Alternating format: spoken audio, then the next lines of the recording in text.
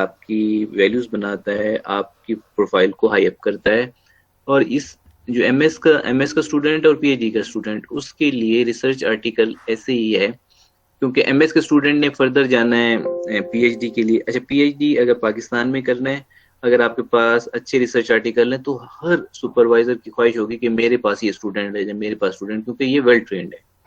इस तरह अगर आप बाहर जाना चाहते हैं, उसके लिए भी आपके पास अगर आर्टिकल लिखे हुए, प्रैक्टिस से गुजरे हुए हैं, तो जो फॉरेन सुपरवाइजर हैं वो भी वेट देते हैं, क्योंकि बाहर जाके भी आपने सिर्फ अपनी वर्क करना होता है। उसमें सुपरवाइजर कुछ हद तक तो सपोर्ट करते हैं टास्क वगैरह देके, लेकिन करना आपने खुद होता है। हाँ, अलबत्ता मकसूद साहब ने आपके साथ बड़ी क्लोज लियन किया है, जिससे आपका ये फायदा हुआ है कि आप एक ट्रैक पे आ गए हैं। उस ट्रैक के बाद जैसे कैसे भी आपने एक्सपेरिमेंट्स परफॉर्म किया, एक्सपेरिमेंट के बाद आपने पेपर को भी रफ ड्राफ्ट में लिखा होगा। तो ये सारे फेज में आपको अभी भी बहुत सी चीजें लर्न करनी है।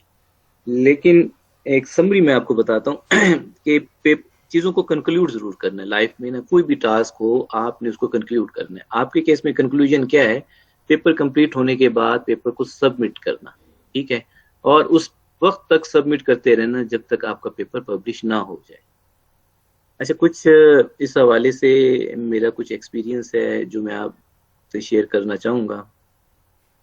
मैं जब पीएचडी करने के लिए साउथ कोरिया गया था, तो हमें 1 साल बल्कि तकरीबन 8 माह तक हम स्ट्रगल करते रहे थे, क्योंकि वहाँ पे ऐसी गाइडलाइन नहीं थी जो कि अब करंटली हम लोग या मकसूद साहब हो गए ये दे रहे हैं। मतलब है कि उसमें यह है कि टारगेट की तरफ लेके जाना, तो उसमें हमें सेल्फ लर्निंग करनी पड़ी। और मतलब मैं बहुत ज्यादा एफर्ट्स करता हूँ हमेशा जिंदगी में, कभी मैं वो नहीं करता, गिव अप नहीं करता। तो मुझे तकरीबन 1 साल और 8 माह लग गए थे, ठीक है?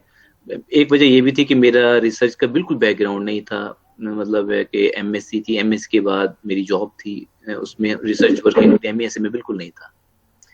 लेकिन आप लोग लकी हैं कि आप एमएस में ही आपको चीजें जो है ना काफी अंडरस्टैंडिंग हो जाती है। मैंने फर्स्ट रिसर्च आर्टिकल भी कोरिया में जाके ही पढ़ा था।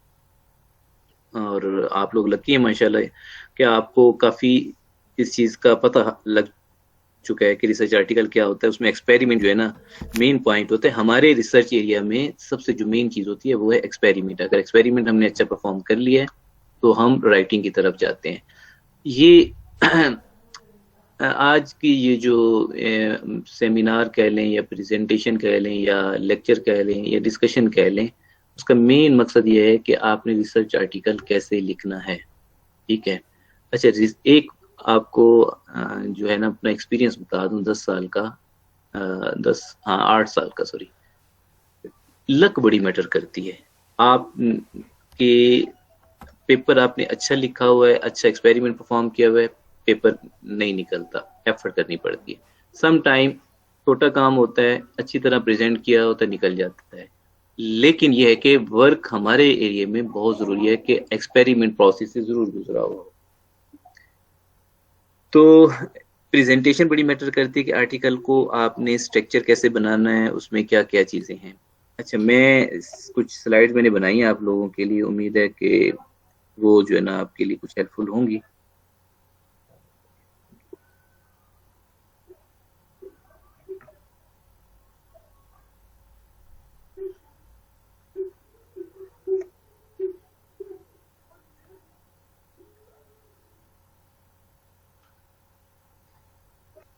जी, मेरी स्क्रीन नजर आ रही है आपको? जी सर। ओके, ठीक हो। फुल स्क्रीन में ये आपको ज्यादा विजिबल है, बेहतर विजिबल है या उस तरह ज्यादा विजिबल है? सर ठीक है ऐसे। डॉक्टर साहब अस्सलाम वालेकुम वरहमतुल्लाह। जी बिल्कुल ठीक नजर आ रहा है डॉक्टर साहब। वालेकुम अस्सलाम। अफजल साहब कैसे हैं सर? ठीक हैं जी अल्हम्दुलिल्लाह सर, अल्लाह का शुक्र है। माशाल्लाह। वेलकम सर के आप भी माशाल्लाह इस मीटिंग में शामिल हैं, तो मेरे लिए और भी ज्यादा खुशी की बात है। Thank you so much, thank you so much sir, thank you so much doctor साहब। हाँ जी, it's honour for me. Thank you sir. आज मतलब एक और भी हमारी कुलीग थी मैडम साइमा, आज उनका डीआरसी में प्रेजेंटेशन थी। तो उनसे भी मुलाकात हुई और माशाल्लाह आज आपकी भी आवाज़ सुनने को मिली। ठीक है सर, हम थोड़ा सा डिस्कस करेंगे और मैं आप लोगों से भी सीखूंगा। आप जब क्वेश्चन करेंगे हो सकता है कि उसके मैं सब आंसर ना कर पाऊँ, लेकिन ये है कि मैं उसको पेंडिंग करके नेक्स्ट टाइम आंसर करने की कोशिश जरूर करूंगा। हो सकता है कि आपके क्वेश्चन से भी मेरी लर्निंग हो, पर जो मैंने लर्न किया है वो मैं आप कोशिश करूंगा आप तक जो है ना कन्वे करूँ। रिसर्च आर्टिकल को राइट कैसे करना है? अच्छा, ये जब हम बात करेंगे ये हम जेनेरिक बात होगी, प्लस हमारे रिसर्च एरिया से रिलेटेड होगी। हमारा रिसर्च एरिया बेसिकली क्या है? Data mining, text mining, data science, ये जो है ना मल्टी डिसिप्लिनरी में इसी में ही रहेंगे। Computer science basically multi disciplinary है, ठीक है, लेकिन हम स्पेसिफिक इसी में रहेंगे, डेटा माइनिंग और टेक्स्ट माइनिंग, जो हम एक्सपेरिमेंट बेस्ड जो रिसर्च परफॉर्म करते हैं ये उस पर ही रहेंगे, ठीक है। अच्छा, अगर हम कोई भी साइंटिफिक, अच्छा आर्टिकल आपको पता है दो आमतौर पे दो किस्म के होते हैं। एक साइंटिफिक पेपर होता है, दूसरा रिव्यू पेपर होता है। साइंटिफिक पेपर या नोवेल पेपर या रिसर्च पेपर ऐसा पेपर होता है जिसमें आपने कोई न्यू या ऑप्टिमाइज कोई फ्रेमवर्क ना डिफाइन किया हो, ठीक है। और रिव्यू पेपर क्या होता है? रिव्यू पेपर में आप जो एग्जिस्टिंग अप्रोचेस होती हैं ना उसको कंपैरिजन करते हैं। मिसाल के तौर पर आपने क्लासिफिकेशंस की कोई मॉडल्स हैं, क्लासिफायर्स हैं, उनको लेके ना उनको आपने कंपैरिजन शुरू कर दिया है। मिसाल के तौर पर random forest, GBM, SVM, naive Bayes, ये जितने भी और भी क्लासिफायर हैं, इनमें कोई आपने जनरल डाटा डाल के ना, एक्सक्यूज मी एक मिनट,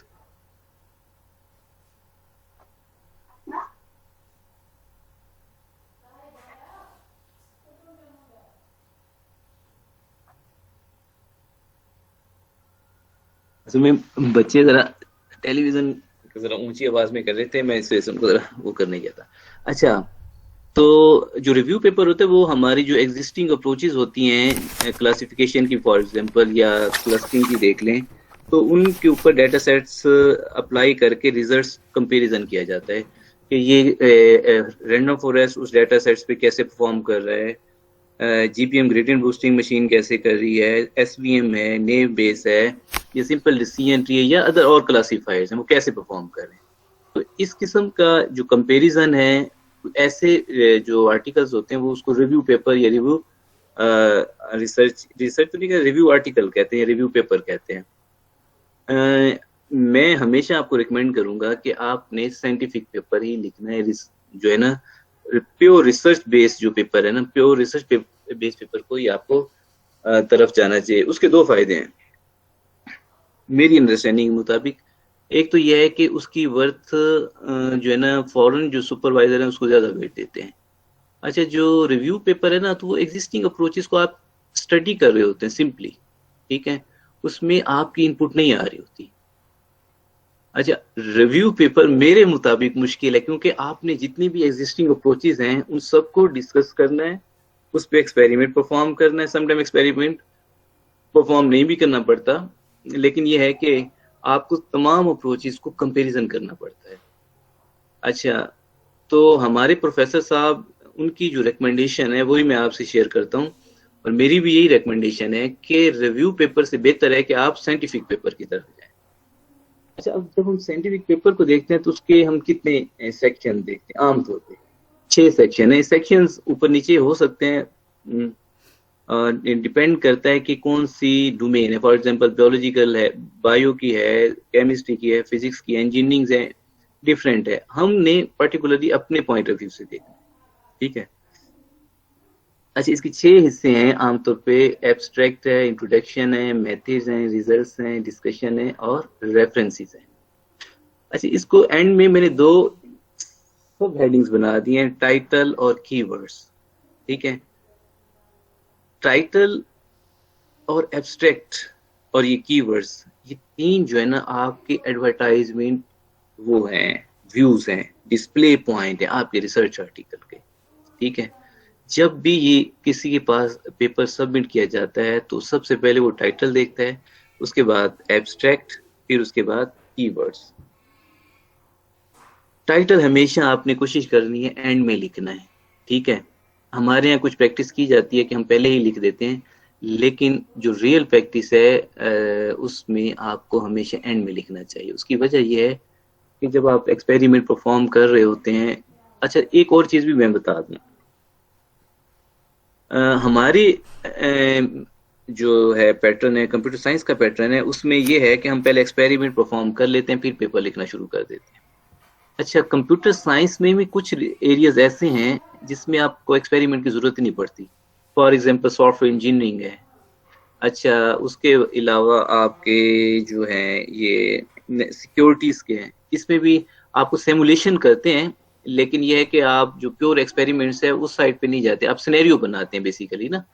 तो उस केस में जिसमें आप सिमुलेशन की तरफ जा रहे होते हैं, तो उसमें आपको जरूर वो नहीं है कि आप पहले एक्सपेरिमेंट करें और पेपर बाद में लिखें। हमारे केसेस में ये है कि एक्सपेरिमेंट परफॉर्म करेंगे, फिर उसके बाद ही हम अपने पेपर राइटअप की तरफ जाते हैं, ठीक है।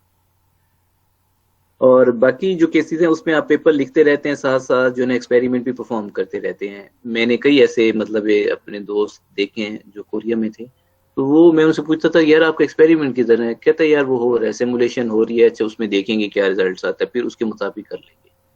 खैर मेरी उनकी अंडरस्टैंडिंग उस हवाले से मेरी कम है कि वो किस तरह करते हैं, क्योंकि मैं अपने फील्ड में ही ज्यादा कोशिश करता हूँ कि रहूं एक्सपर्टीज लूँ, वो ज्यादा मेरे लिए बेहतर है।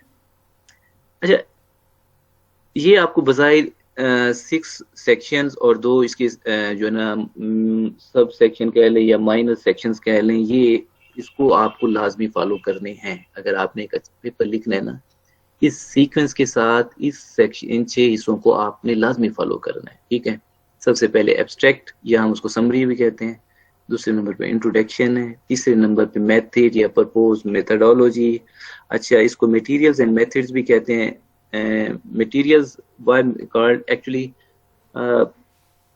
materials, I borrowed this words for computational chemistry। computational chemistry में जो है ना materials की जब बात करते हैं तो आप इसको सिर्फ methods तक भी कर सकते हैं। और उसके बाद results हैं, फिर discussion है, discussion और conclusion sometime इनको alternative यूज किया जाता है, फिर उसके बाद है आपके references।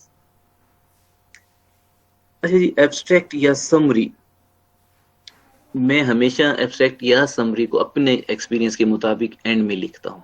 ये सब चीजें जब मैं लिख लेता हूँ तो एब्स्ट्रैक्ट या समरी को मैं एंड में लिखता हूँ, क्योंकि हर टाइम चीजें जो है ना चेंज हो रही होती हैं, वेरिएशंस आ रही होती हैं, और आपकी वर्ड्स की जो वोकैबुलरी है ना वो बढ़ रही होती है, ठीक है।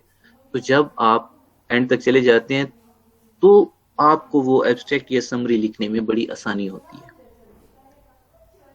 अच्छा, अब एब्स्ट्रैक्ट या समरी में क्या क्या होना चाहिए? आमतौर पे इसकी जो लेंथ है 150 से 200 वर्ड्स होनी चाहिए, ठीक है। बेसिकली शॉर्ट समरी है ना। अच्छा, आपने क्या करना होता है, इसमें इंपॉर्टेंट पॉइंट्स लिखने होते हैं, लेकिन आपको उसकी डिटेल दिए बगैर, ठीक है। अच्छा, इतने बेहतरीन तरीके से आपने एब्स्ट्रैक्ट लिखना है। मैंने वर्ड्स का एडवर्टाइजमेंट, आपको पता है कि क्लोज एक्सेस जो होते हैं ना, जो पेपर होते हैं, उसको जो रीडर है उस वक्त ही परचेज करता है जब वो टाइटल, एब्स्ट्रैक्ट और कीवर्ड्स देख लेता है। उसके लिए वो अगर इंटरेस्टिंग होगा तभी वो परचेज करेगा। इवन दो कि हम लोग परचेज नहीं करते पाकिस्तान में, लेकिन इंटरनेशनली मतलब लोग आर्टिकल को परचेज भी होते हैं। मतलब उनकी जो वो है, उनकी जो लाइफस्टाइल है वो डिफरेंट है। हम साई हब यूज करते हैं, वो लोग कहते हैं कि नहीं, जिसने इस पे मेहनत की है उसको उसकी लॉयल्टी मिलनी चाहिए। तो इस सेंस में वो पेपर जो है ना परचेज कर लेते हैं। तो आप एब्स्ट्रैक्ट या समरी इतनी अट्रैक्टिव बनानी चाहिए कि वो आपका नहीं होता, बेसिकली वो जर्नल का या उस पब्लिशर का एडवर्टाइजमेंट पॉइंट होता है, लेकिन आपको इनडायरेक्टली एक बेनिफिट मिल रहा होता है। वो बेनिफिट क्या हो सकता है? क्या हो सकता है? कोई स्टूडेंट आप में से बताएगा क्या हो सकता है उसमें बेनिफिट? देखें, आपको उसको फाइनेंशियली बेनिफिट नहीं है। एक आपने इतना अच्छा एब्स्ट्रैक्ट लिखा, ठीक है, उसमें टाइटल भी है, कीवर्ड्स भी हैं। अब जो रीडर है वो क्या करता है, आपका आर्टिकल को परचेज कर लेता है। उसमें आपको फाइनेंशियल बेनिफिट्स नहीं मिलना, लेकिन एक बेनिफिट मिलता है। वो क्या मुमकिन हो सकता है, कोई स्टूडेंट बताएगा? सर वो जो पॉइंट्स होते हैं, इम्पैक्ट फैक्टर के पॉइंट्स। अच्छा जी, और कोई बताएंगे?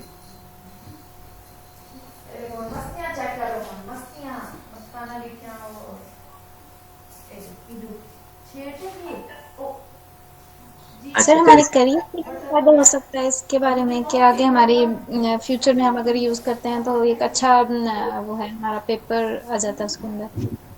जी जी, चलिए कोई बात नहीं, मैं बताता हूँ आपके लिए। आर्टिकल जब पब्लिश हो जाता है ना, उसके बाद आपके लिए जो प्लस पॉइंट होता है वो ये होता है कि आपको उस पेपर की साइटेशन मिलनी चाहिए। ठीक है, साइटेशन क्या होती है? साइटेशन ये होती है कि आपके रिसर्च आर्टिकल को कोई अपने रिसर्च आर्टिकल में रेफरेंस दे। ठीक है, मिसाल के तौर पर एक जैसे मखसूस साहब ने कोई रिसर्च आर्टिकल लिखा है और मैं उनके पेपर के कोई पॉइंट जो है ना वैलिडेट करते हुए अपने पेपर में डाल देता हूँ, तो मैं साइट करता हूँ। ठीक है, रेफरेंस देता हूँ उनके रिसर्च आर्टिकल। अच्छा, उसके अगेंस्ट क्या होती है, उनको साइटेशन मिल जाती है कि ये साइटेशन हो गई जो करंटली। जी जी sir please. Excuse me sir, slides जो है ना वो सर चेंज नहीं हो रही। अच्छा, हाँ, पहली स्लाइड ही रुकी हुई है। पहली स्लाइड रुकी हुई है। हाँ जी सर, इसको जी अब चेंज हो गई है। ओके ओके एब्स्ट्रैक्ट ठीक। थैंक यू जी सर। जी, ओके ओके सॉरी। तो उसमें ये जो साइटेशन जो होती है ना रिसर्चर के लिए, वो उसका रिवार्ड होता है। आम आज के दिन जो है, जो किसी भी रिसर्चर की एवेल्युएशन है, उसमें उसका इम्पैक्ट फैक्टर प्लस उसकी साइटेशन, ये बड़ी मायने रख रही होती है कि आपके कितने रिसर्च आर्टिकल हैं प्लस उनका एग्रीगेट इम्पैक्ट फैक्टर कितना है प्लस साइटेशन कितनी है। साइटेशन कि आप एक आर्टिकल है उसको कितने और आर्टिकल ने साइट के, फॉर एग्जांपल एक आर्टिकल है ए मखसूस साहब का एक आर्टिकल है, उसको 10 लोगों ने रेफरेंस दिया, तो इनकी 10 साइटेशन हो गई। अच्छा, आप जब गूगल स्कॉलर में प्रोफाइल देखते हैं तो उसमें आपको साइटेशन नजर आ रही होती है। ठीक है, कि ये लास्ट 5 ईयर्स में इनकी कितने आर्टिकल कितनी दफा साइट्स हुए। ठीक है, ये बड़ा मैटर करता है, ये आपकी प्रोफाइल डेवलप कर रहा होती है। अच्छा, अब इनडायरेक्टली इसका फायदा क्या हुआ कि कोई भी जब आपका पेपर पढ़ता है और उससे फील्ड से रिलेटेड होता है, तो जब वो साइट करता है तो आपकी साइटेशन काउंटर चलता है। अच्छा, ये भी बड़ा मैटर करता है कि जो आर्टिकल आपका रेफरेंस दिया गया है वो कौन से जर्नल में पब्लिश हुआ है। ठीक है, देखें, अगर डब्ल्यू कैटेगरी जो एचईसी की पॉलिसी है, एचईसी की एक वेबसाइट है, वहां पे जाके ना आप जर्नल को एवेल्युएट भी कर सकते हैं। एचईसी जर्नल वेरिफिकेशन की जब आप सर्च करेंगे ना, तो आपको एक पूरा यूआरएल मिल जाएगा। उसमें आप जो है ना जर्नल का नाम लिखेंगे तो वो बता देगा कि ये कौन सी कैटेगरी में है। उसमें डब्ल्यू है, एक्स है और वाई है। ठीक है, अच्छा, W category internationally Q1 category, जो कि टॉप कैटेगरी कंसीडर की जाती है आपकी ना। अच्छा, अगर आपके आर्टिकल को डब्ल्यू कैटेगरी के जर्नल में कोई उसको रेफरेंस करता है या उससे साइटेशन मिलती है, तो उसकी वर्थ और होती है। अगर आपको एक्स करता है तो उसकी वर्थ और होती है, वाई करता है उसकी वर्थ और होती है। ठीक है, दूसरे जो अहम बात है ये भी जहन में रखिएगा, कभी सेल्फ साइटेशन ना कीजिएगा। ठीक है, मिसाल के तौर पर अगर उससे मिलता जुलता है फिर तो ठीक है, आपने टेक्स्ट माइनिंग में कोई काम किया है और आपका जो पेपर है उसका एक्सटेंडेड वर्जन है, ठीक है, तो फिर तो आप उसको रेफरेंस दे सकते हैं। लेकिन ये नहीं है कि उससे रिलेट ही नहीं करता और आपने जो है उसकी साइटेशन ना जबरदस्ती अंदर डाल दी है। उससे उसको सेल्फ साइटेशन कहते हैं और सेल्फ साइटेशन रिसर्च की फील्ड में अच्छा नहीं समझा जाता। तो अवॉइड करें सेल्फ साइटेशन से, ना आपने अवॉइड करना है कि आप self citation it's okay if it's related to your field, जो रिसर्च है वो उससे बिल्कुल रिलेट कर रही है, अदरवाइज उसका नेगेटिव इम्पैक्ट ही किया जाता है। अच्छा, मैं आपको एक चीज उसमें ऐड कर दूं, इस पे भी रिसर्च हो रही है कि कौन सेल्फ साइटेशन करता है। ठीक है, अच्छा, प्लस इस पे भी वो हो रही है, तहकीक हो रही होती है कि कौन से कंट्री के लोग आपस में ही रेफरेंस वो किए जा रहे हैं, साइटेशंस किए जा रहे हैं। अच्छा, और भी फर्दर भी तहकीक या रिसर्च हो रही है कि कौन कौन से कंट्री के लोग आपस में कोलैबोरेशन कर रहे हो। तो कैसे पता चलता है कि आथर्स की लिस्ट होती है। अच्छा, आथर की लिस्ट के साथ साथ उसकी एफिलिएशन भी दी हो जाती है। मिसाल के तौर पर हमारे जैसे आर्टिकल पब्लिश होते हैं तो उसमें कोरिया से भी होते हैं आथर, सऊदी अरब से भी होते हैं, चाइना से भी होते हैं, वियतनाम से भी होते हैं और अमेरिका से भी होते हैं। तो ये कोलैबोरेशन से वो एवेल्युएशन हो जाती है कि ये जो रिसर्च है किन किन कंट्री के दरमियान आपस में हो जाती है। और उसके साथ साथ फिर इंस्टीट्यूशंस की भी आ जाती है कि कौन से इंस्टीट्यूट आपस में कोलैबोरेशन कर रहे होते हैं। बिकॉज जब भी आप कोई रिसर्च आर्टिकल देखेंगे आपको आथर्स के नेम, आथर का कंट्री और प्लस उसकी जो एफिलिएशन है, इंस्टीट्यूट एफिलिएशन है, वो भी शो हो रही होती है। तो कहने का मकसद ये है कि सेल्फ साइटेशन फिर वहीं से उसकी वो हो जाती है, मतलब आइडेंटिफिकेशन हो जाती है, that goes to bad impact. So कोशिश कीजिएगा अगर रिसर्च आपसे लिंक नहीं कर रही तो आपको उसको जबरदस्ती सेल्फ साइट करने की जरूरत नहीं है। अच्छा, जो इसमें फोकस करने वाले पॉइंट्स हैं जो एब्स्ट्रैक्ट लिखते हुए आपका क्या होना चाहिए, 150 से 200 वर्ड्स होने चाहिए। अब समटाइम बढ़ भी जाएं, 250 भी हो जाते हैं। कोई बड़ी आपने मतलब अच्छा काम किया हुआ है और आप समझते हैं कि पिछला भी जो डन हुआ है उसको भी आपने बताना है, लेकिन डिटेल नहीं बतानी होती। जो पिछले पहले काम हुआ है तो उसका हल्का सा बता दे, लेकिन डिटेल नहीं बतानी। फिर आप समराइज फॉर्म में रिजल्ट्स को भी बताना होता है इसमें ना। अच्छा, एक अहम पॉइंट कि इसमें रेफरेंसेस नहीं होते। समहाउ रेफरेंसेस मैंने देखे हैं बड़े रेयर केसेस में, लेकिन आपने यही प्रैक्टिस करनी है कि रेफरेंसेस नहीं डालें।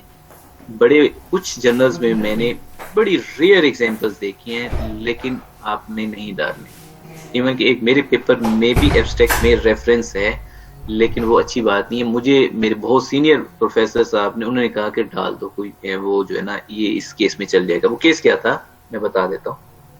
पेपर हमारा अभी सिर्फ वो हुआ था, एक्सेप्ट हुआ था। तो वो बड़े सीनियर प्रोफेसर थे, फुल प्रोफेसर थे, तो उन्होंने कहा कि यार आप इसका ना DOI डाल दें।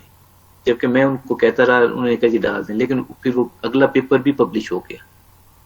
तो इस चीज में वो कंट्रडिक्शन जरूर आ रहा है, लेकिन इसके अलावा मैंने नहीं देखा कि कहीं भी एब्स्ट्रैक्ट में रेफरेंस पाया गया हो। आपने भी पेपर पढ़े होंगे मोस्टली लोगों ने, तो उसमें आपको एब्स्ट्रैक्ट में कहीं रेफरेंस नजर नहीं आ रहा होगा।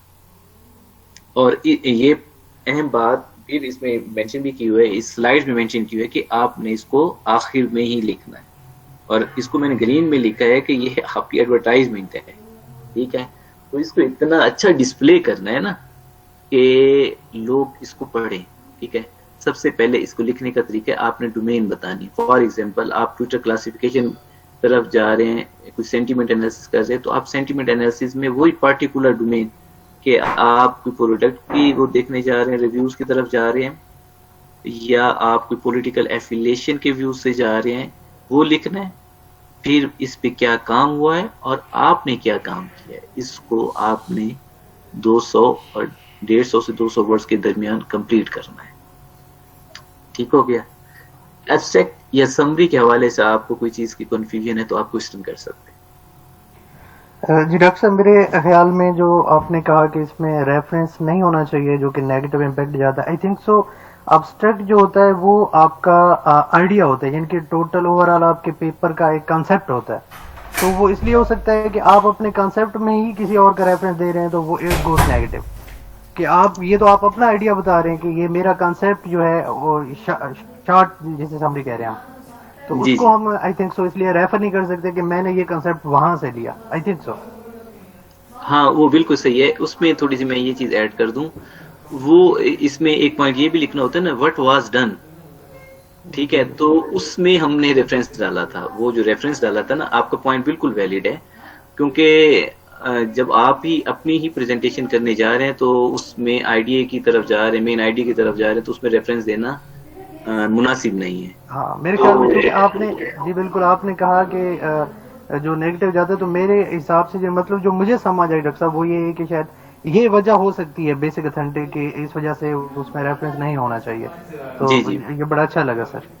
बिल्कुल। असल में मुझे भी यही था कि मैं आज आपको ये बात बता रहा हूँ और कल को आप मेरा रिसर्च आर्टिकल देख लें और उसमें आपको रेफरेंस नजर आ जाए नहीं तो सर। आप कहेंगे कि सर ने हमें तो ये बताया है आरिफ साहब ने और नहीं उनके आर्टिकल में जो है ना वो रेफरेंस है। तो वो नहीं उसके सर। पीछे मैंने आपको रीजन भी बताई है। मतलब है कि वो सीनियर प्रोफेसर थे, उन्होंने मुझे कहा और मैंने उनसे खिलाफ करते हुए भी, वो सीनियर थे तो मुझे फॉलो करना था। मैंने मतलब अदब में रहते हुए बात अपनी की, लेकिन उन्होंने मुझे कहा कि डालो, मैंने डाल दिया।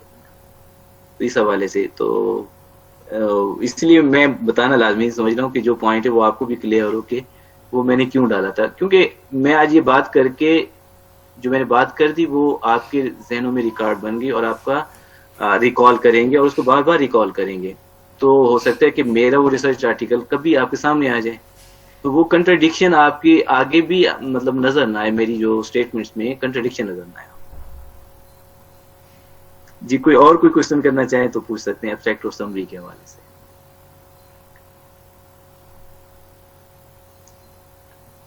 चलें हम नेक्स्ट चलें, आगे चलें। अस्सलाम वालेकुम सर। जी वालेकुम सलाम। जी बेटा। सर मैंने आपसे ये पूछना है कि हमारा अब्स्ट्रैक्ट होता है तो आप हमारा एक एक्चुअल आइडिया होता है जो हम जनरली अपना इंट्रोड्यूस कर रहे होते हैं, या हमारा ये जो पूरा हम वर्क करते हैं अपने आइडिया को लेके, तो उसकी जो ओवरऑल हम वर्किंग करते हैं उसका एक सम अप होता है एब्स्ट्रैक्ट, या जस्ट एक आइडिया हम प्रेजेंट करते हैं। यहाँ पे मैं ये कह रही हूँ कि एक्सपेरिमेंट मेथोडोलॉजी पूरा वर्क करने के बाद हम अपना पूरा जो सम अप है वो उसके अंदर इंट्रोड्यूस करवा देते हैं एब्स्ट्रैक्ट के अंदर। तो मुझे बस ये डिफरेंस बता दें कि इसमें जस्ट आइडिया हमने बता रहा होता है या फिर हमने पूरा वर्क करने के बाद, जिस तरह आपने कहा है कि हमें ये एंड पे लिखना चाहिए, तो एंड पे हम तभी लिख पाएंगे जब हम सारा काम कर लेंगे। जी जी बेटा बिल्कुल ऐसे ही है। सम अप का मतलब यही है, आपने देखें सबसे पहले ना अगर हम इसको 200 वर्ड्स में लेके चलते हैं ना, इसकी डिवीजन कर लेते हैं कि हम इसको ना 60 जो वर्ड्स हैं उसमें इंट्रोडक्शन दे दें कि हमने किस डोमेन में काम कर रहे हैं, ठीक है। उसमें 60 मोर वर्ड्स की हम बता दें कि ये पहले जो काम हुआ है किस तरह हुआ है, ठीक है। फिर हम बाकी जो है 80 वर्ड्स हैं उसमें हम अपना बता दें और उसमें सिर्फ मेथडोलॉजी बता दें ये यूज की, और अपने रिजल्ट की सिग्निफिकेंसी बता दें कि कितना सिग्निफिकेंट है, कितना उससे बेहतर रिजल्ट आया है जो प्रीवियस अप्रोच और इस अप्रोच में। अच्छा, ये जब मैंने आपको शुरू में बताया कि हमने ये अपनी फील्ड के मुताबिक इसको ना स्टडी करें, how to write an article, ये फील्ड टू फील्ड वेरी करेगा, ठीक है ना। बायो फील्ड है, केमिस्ट्री फील्ड है, एनिमल फील्ड्स हैं, सोशल साइंसेज में डिफरेंट हो जाएगा। हम इसको अपनी जो डेटा साइंस है, टेक्स्ट माइनिंग है, इसके हवाले से ना इसको हम देख रहे हैं। Okay sir, thank you. जी बेटा, थैंक यू, वेलकम। अच्छा जी, नेक्स्ट सेक्शन जो है ना, जो मोस्ट इंटरेस्टिंग है वो है इंट्रोडक्शन। इंट्रोडक्शन मतलब है कि उसमें क्या क्या पॉइंट्स होने चाहिए। आप ये बड़ा मोस्ट इंपॉर्टेंट होता है। इंट्रोडक्शन कैसे इंपॉर्टेंट होता है? जब आप इंटरव्यू में जाते हैं, जब आप किसी जॉब के लिए मिशन के लिए जाते हैं, तो आपको कहते हैं कि इंट्रोड्यूस योरसेल्फ। इसी तरह आपने अपने रिसर्च आर्टिकल को भी इंट्रोड्यूस करना है और उसमें क्या क्या पॉइंट्स हो सकते हैं, ठीक है। जब आप इंट्रोड्यूस करते हैं तो उसमें आप अपने मतलब जो आपकी गुड फीचर्स होते हैं, फीचर्स होते हैं, वो आप उसको एक्सप्रेस करते हैं। इस तरह रिसर्च आर्टिकल्स में भी जब आप इंट्रोडक्शन करने की तरफ जा रहे होते हैं तो आपने जो आपकी रिसर्च के जो गुड फीचर्स हैं वो बताने होते हैं। अब इसको अगर हम टू द पॉइंट्स देखें, पहला पॉइंट, अच्छा अब मैं थोड़ा सा आपसे इंटरेक्टिव सेशन कर लेता हूँ। अब जो पहला पॉइंट इंग्लिश में लिखा हुआ है, मेरी इंग्लिश कमजोर है, आप बताओ इसका क्या मतलब है।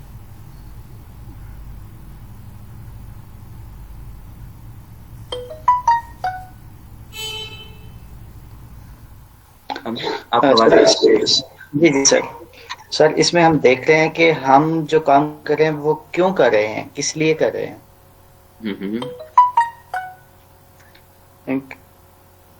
अच्छा जी, कोई बंदा बताए स्टूडेंट में से, मेरे कोलीग्स में से नहीं, मेरे स्टूडेंट में से, ये जो मखसूस साहब स्टूडेंट।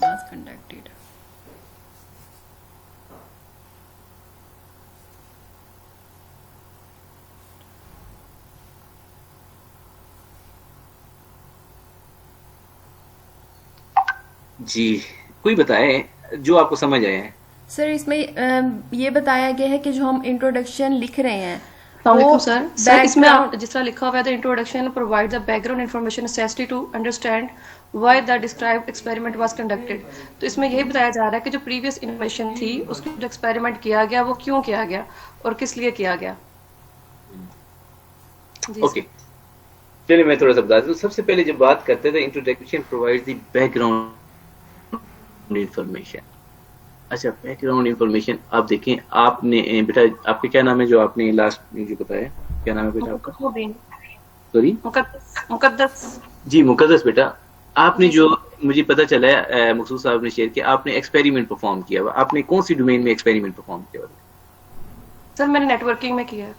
नेटवर्किंग में किया है। अच्छा, नेटवर्किंग में क्या किया है? अब देखें ना, आपने मुझे बता दिया नेटवर्किंग में क्या किया। Networking is a vast field. Sir software defined networking. Software defined networking, okay. अच्छा, इसको फर्दर नैरो डाउन करेंगे? सर मैंने उसके ऊपर जो नेक्स्ट काम किया वो लोड बैलेंसिंग पे काम किया है। लोड बैलेंसिंग पे काम किया। अच्छा, अब क्या है, सबसे पहले आप शुरू से नेटवर्किंग बताएंगे, फिर उसकी एनएस बेस बताएंगे, फिर लोड बैलेंसिंग पे आएंगी, ठीक है? जी ये इंट्रोडक्शन सेक्शन में आपने इस तरह स्टार्ट करना है, ठीक है? सर। अच्छा, वो क्या है कि एक जो रीडर है, जो रिसर्च आर्टिकल को रीड करने वाला है, उसको बिल्कुल नहीं पता, लेकिन वो उसमें इंटरेस्ट क्रिएट करने के लिए आपको इंट्रोडक्शन में आपको पहले मेन डोमेन बतानी है, ठीक है? फिर उसके सब डोमेन, फिर आपने स्पेसिफिक जाना है। अच्छा, जब आप स्पेसिफिक पे पहुंच जाएंगी, फिर आपने क्या करना है, उससे रिलेट वर्क जो है ना वो बताना है, उससे रिलेटेड जो काम, ठीक है? अच्छा, इसमें हैवली साइटेशन करनी पड़ती है, आपको बहुत ज्यादा साइट करना पड़ता है। अच्छा, इसको ना आपने सीक्वेंस में लेके चलना है। सीक्वेंस में क्या मतलब कि ये इससे रिलेटेड वर्क फॉर एग्जांपल आप करंटली कर रही हैं 2021 में, तो 2012 में क्या काम हुआ, 2013 में क्या इससे रिलेटेड काम हुआ, अगर हुआ है 2014 में क्या काम हुआ है, 15 में क्या काम हुआ है, 16 में। अच्छा, इस तरह आप मतलब है कि हर ईयर्स में कोई 2-4 वो लेती आएंगी, साइटेशन करते आप अपने वर्क के साथ एंड में जब आपने ना सबसे पहले एक वो बना लेना है, बेस पेपर बना लेना है, ठीक है? टारगेटेड पेपर जो आपने एक्सपेरिमेंट परफॉर्म किया है। तो जब भी आप एक्सपेरिमेंट परफॉर्म कर रहे होते हैं तो आप किसी भी बेस पेपर को साथ लेके ना चल रहे होते हैं। अच्छा, अब उसके पीछे भी सीक्वेंस को आपने ना फॉलो करते हुए पहुंचते आपने जब एंड में जाएंगे तो जो लेटेस्ट पेपर हो और एक ऑथेंटिक जर्नल में वो पब्लिश हुआ हो, तो आपने फिर उसको एक्सप्रेस करना शुरू कर देना, ठीक है? कि हम एंड वाले जो वर्क था 2020 में ये हुआ और 2021 में हमने इसके ये कर दिया, ठीक है? लोड बैलेंसिंग टाइम ज्यादा था इनका। आप अगर कंप्यूटेशनल फॉर्म में जा रही हैं या आप शॉर्टेस्ट पाथ की तरफ जा रही हैं, तो वो आपने जो भी एक्सपेरिमेंट फॉर्म किया उसके मुताबिक आप बता देंगे, ठीक है? अब ये इंट्रोडक्शन सेक्शन में आपने इसको सम अप कर देना है। अच्छा, दूसरा ये है, मेरी वैसे भी इतनी अच्छी इंग्लिश नहीं है, लेकिन फिर भी मैंने कुछ पॉइंट्स देखे थे। इसको ना पास्ट और प्रेजेंट में लिखना है, फ्यूचर में नहीं लिखना, ठीक है? इंट्रोडक्शन पोर्शन को पास्ट और प्रेजेंट टेंस में ही लिखना है। मतलब है ये जब हमारे यहाँ कोई ऐसा वो नहीं है, डिपार्टमेंट नहीं है कि हम देखें, हम टेक्निकल लोग हैं, हम पेपर राइट करते हैं without considering the grammatical errors, हम लिखना शुरू कर देते हैं, ठीक है ना? अच्छा, थोड़े से ना मैं आपको टिप्स भी बता देता हूँ। टिप्स प्लस ट्रिक्स हैं। क्या टिप्स हैं? एक तो आप उसमें पेपर लिखते हैं, वर्ड में लिखते हैं, वर्ड भी आपको सपोर्ट करता है, कहीं आपकी स्पेलिंग्स की ग्रामेटिकल एरर्स, लॉन्ग सेंटेंस है उसमें इशू। दूसरे नंबर पे एक सॉफ्टवेयर है ग्रामरली, उसको भी यूज कर सकते हैं। और जो मुझे आजकल बड़ा अच्छा लगता है, आप लोगों का भी एक्सपीरियंस से गुजरा होगा, आप एक पूरा पैरा लिख लें या पूरा पेज लिख के गूगल जो है, जब आप मेल कंपोज करने जाते हैं वहां आप डालें। उनका बहुत इंटेलिजेंट है सिस्टम, जो है ना बहुत ही एफिशिएंट और इंटेलिजेंट। वो आपकी ग्रामेटिकल एरर के साथ साथ स्पेलिंग, लिंकिंग और वो सारा कुछ ना वो बता रहा होता है। तो इनिशियली तौर पे आप यहाँ पे भी इसकी स्क्रूटनी कर सकते हैं। कोई अपनी स्पेलिंग एरर है, ग्रामेटिकल एरर्स हैं, वर्ड को देख लें, ग्रामरली को देख लें, और गूगल का जो आप मेल कंपोज करते हैं वहाँ पे भी डाल के देख सकते हैं, वो आपको बड़ी अच्छी गाइडलाइन। इसके अलावा जो डेवलप्ड कंट्रीज हैं या अच्छी यूनिवर्सिटीज़ हैं, उन्होंने अपना एक सेक्शन बनाया, तो टेक्निकल पेपर वहीं सबमिट कर दिया जाता है, फिर वहाँ से उसकी जो है ना वो होती है करेक्शंस होती हैं, इंग्लिश करेक्शंस होती हैं, फिर उसके बाद वो आपको वापस सेंड करते हैं कि आप इसमें देख लें कि हमने तो अपनी अंडरस्टैंडिंग से ये क्वेश्चन की है, आप इससे एग्री करना चाहें या ना करना चाहें, इट्स अप टू यू। लेकिन ये है कि मेन पॉइंट्स यही हैं कि जब आप इंट्रोडक्शन में जाएं, जो मैंने आपको बताया है कि सीक्वेंस देखें, ठीक है, पहले डोमेन का बताएं, फिर क्या काम हुआ है, फिर उसको आप अपने साथ रिलेट करते करते एंड में जाके वो बता देना है। इंट्रोडक्शन में अगर कोई क्वेश्चन है तो मुझे बता सकते हैं।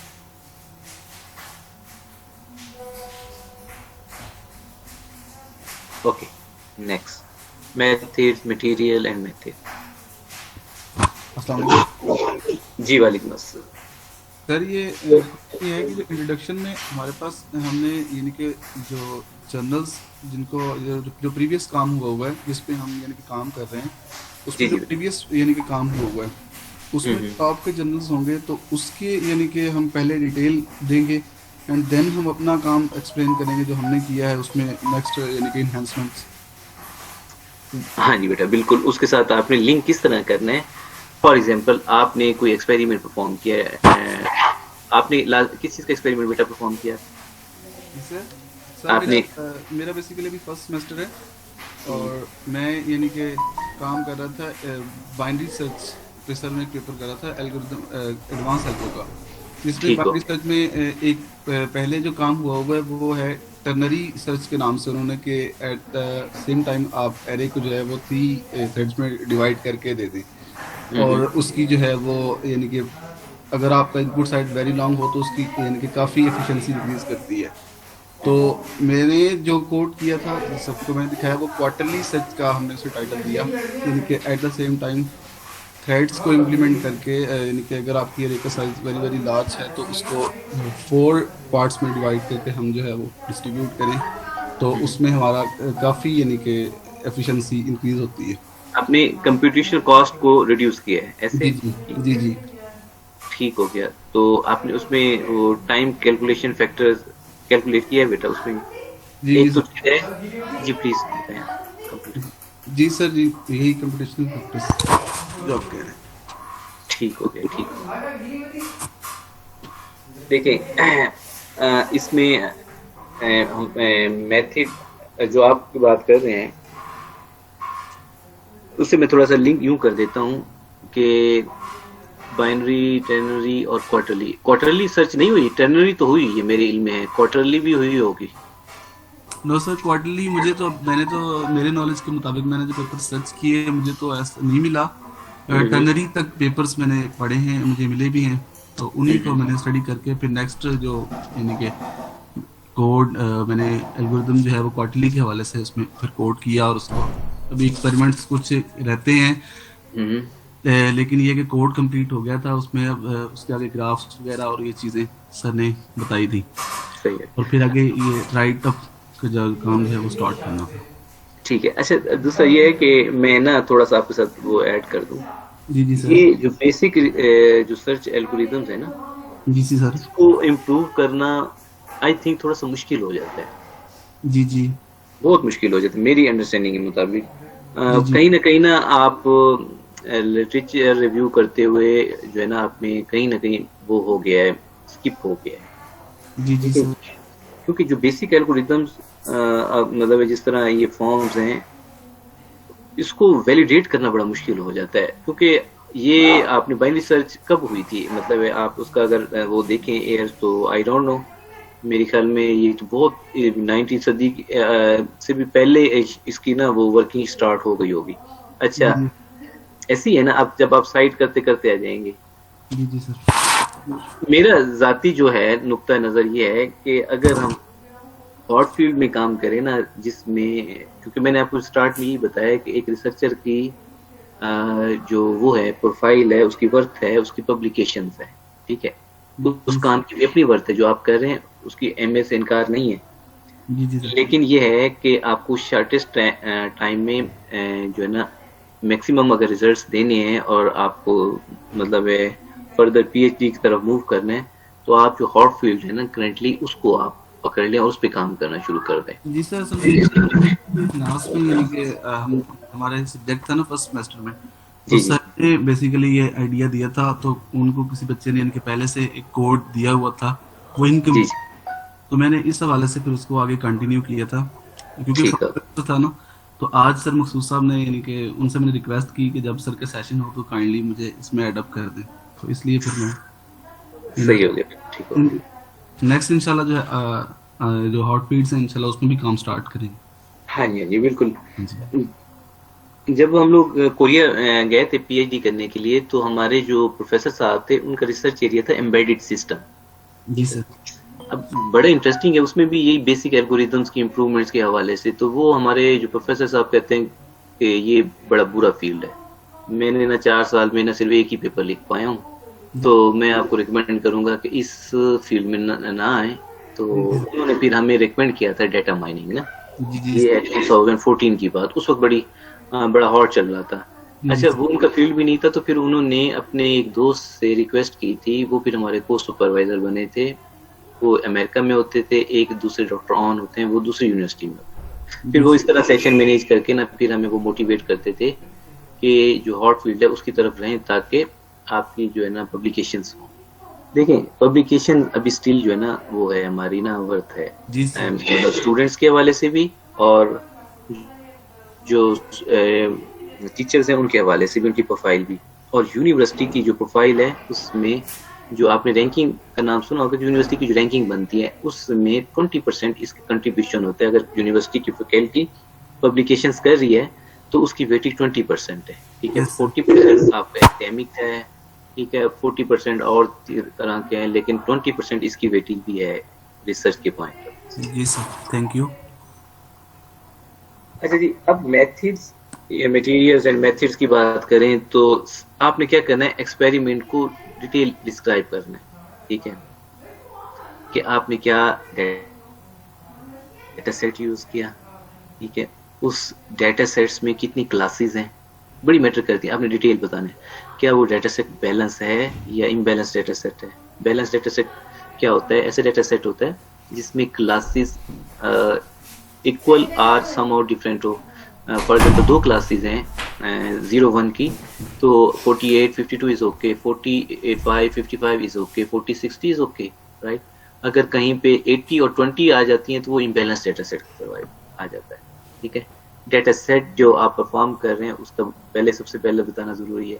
फिर उसके बाद आपने जो एक्सपेरिमेंट प्रोसीजर अडॉप्ट किया है, एक्सपेरिमेंट प्रोसीजर्स आपने कौन सी लैंग्वेज टूल यूज किया है, कौन सी प्रोग्रामिंग लैंग्वेज, फॉर एग्जांपल आपने पाइथन यूज किया है तो पाइथन के बारे में आपको थोड़ा सा बताना होगा। अच्छा, एक्सपेरिमेंट सेटअप में आपने ये भी बताना होगा कि आपने पाइथन का कौन सा वर्जन यूज किया और कौन से प्लेटफॉर्म पे, यानी कि ऑपरेटिंग सिस्टम कौन सा यूज किया।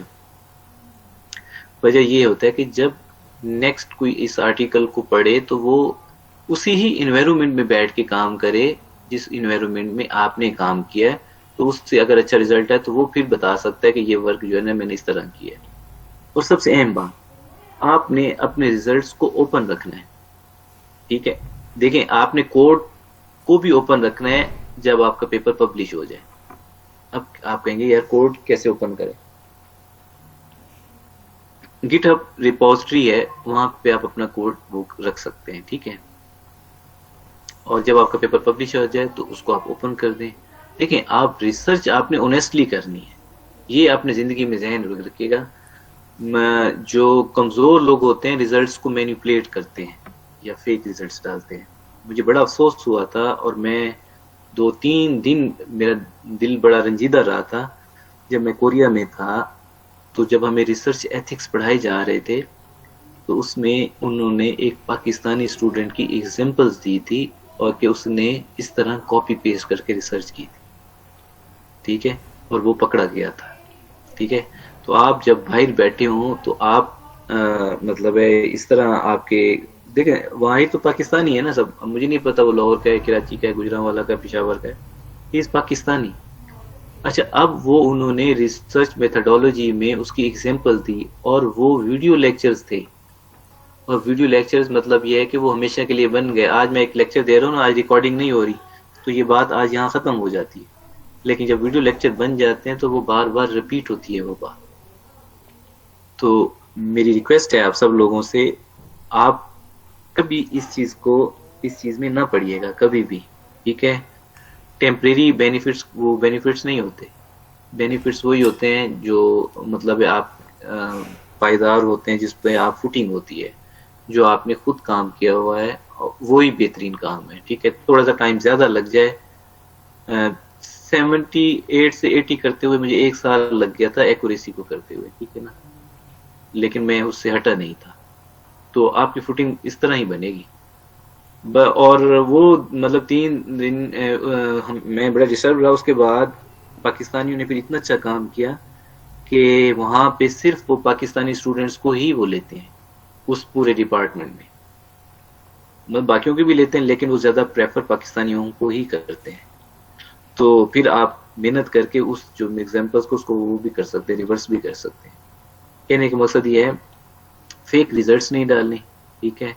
जो आपने चीजें एक्सपेरिमेंट्स में आई हैं आपने उसको वैसे ही एक्सप्रेस करनी है, ठीक है। उसमें मैनिपुलेशन करने की कोई जरूरत नहीं। अगर रिजल्ट्स गलत भी आ रहे हैं, कमजोर आ रहे हैं, नीचे आ रहे हैं बेस मॉडल से, तो आप उसकी रीजन ढूंढें, वो बेहतर हो जाते हैं, ठीक है। ये नहीं है कि कोई आप उसमें मैनिपुलेशन करना शुरू कर दें। ये मेरी आपसे रिक्वेस्ट भी है और एडवाइस भी है।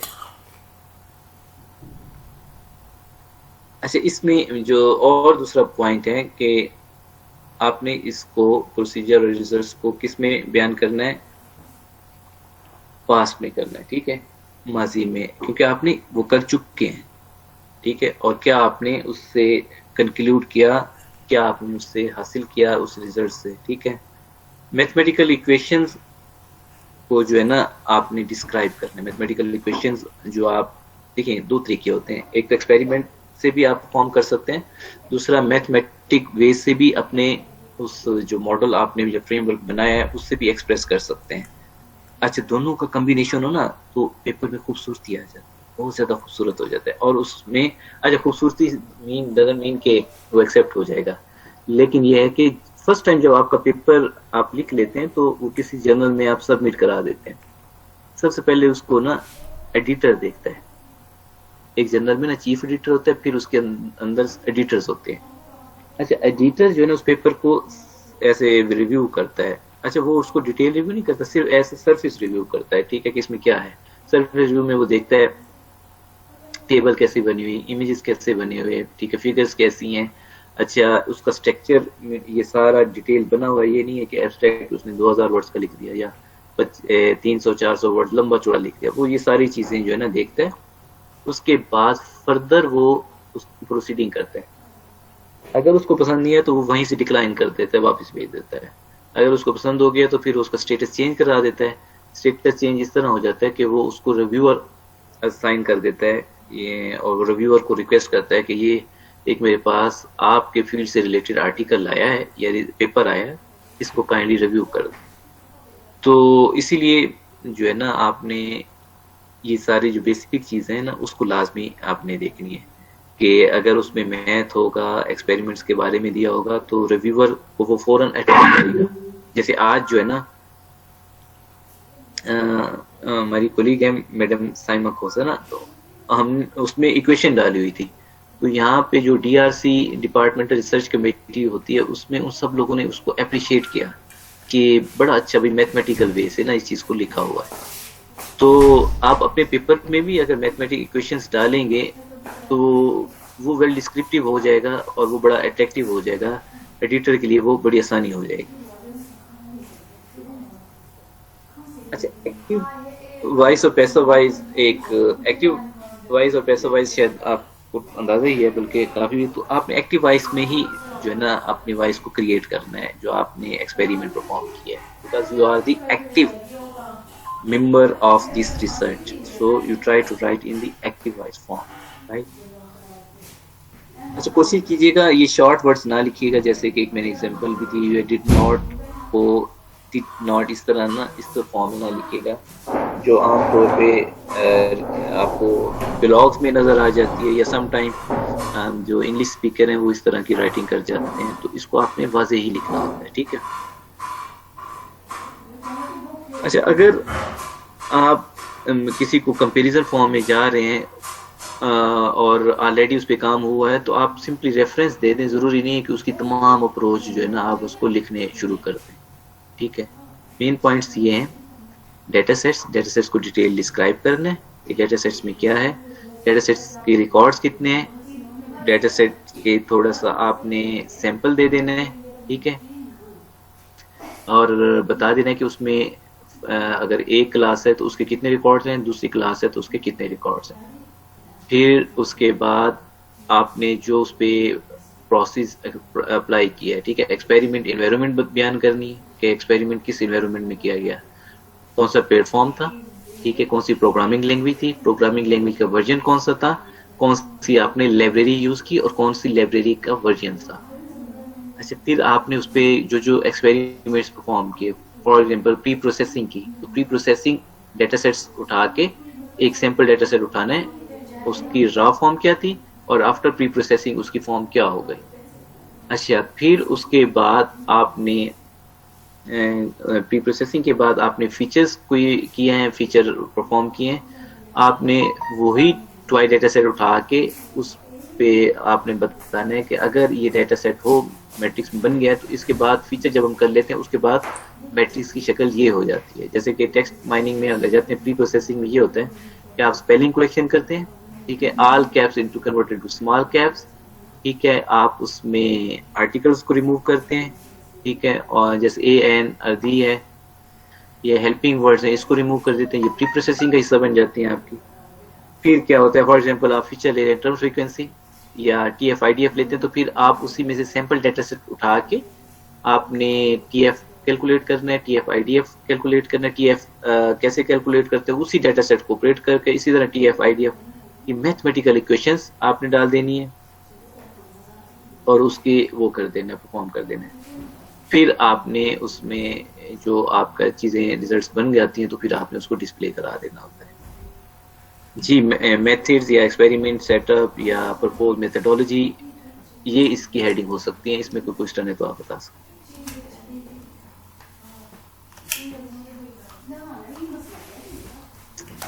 हैं। सर मेरा जी प्लीज पूछिए। मैंने ये पूछा, इसमें अगर हमने 2-3 फीचर टेक्निक्स लगाई हैं और उसमें जैसे हमने आगे फर्दर उसमें फीचर फ्यूजन भी यूज की है, तो हमने उसको भी इसमें डिफाइन करना है सर?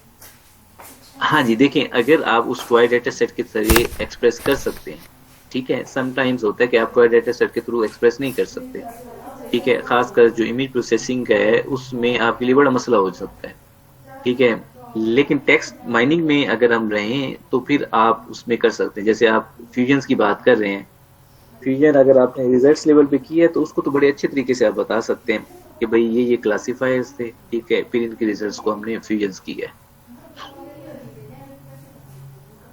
ठीक है सर, ठीक है।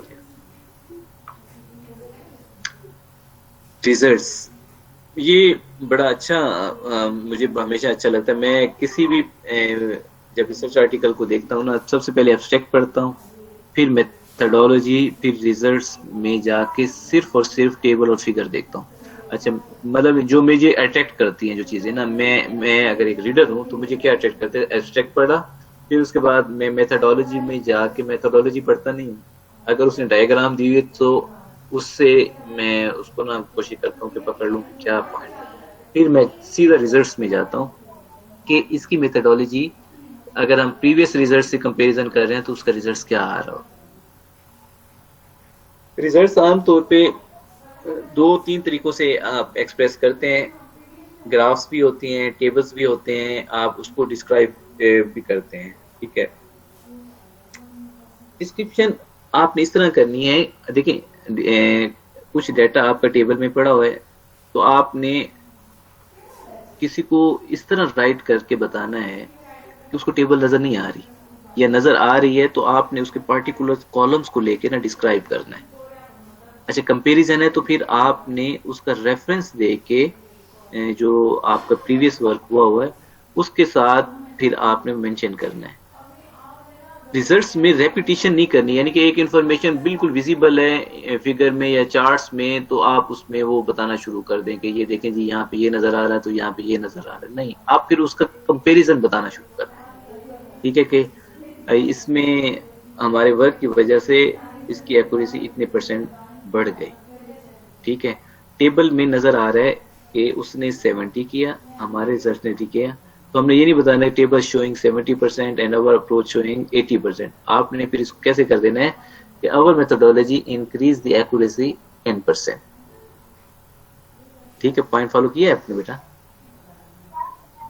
अच्छा, सम टाइम ये होता है, ये एक इनकरेक्ट और करेक्ट एग्जांपल्स भी दिए हुए हैं। The results are given in figure 1।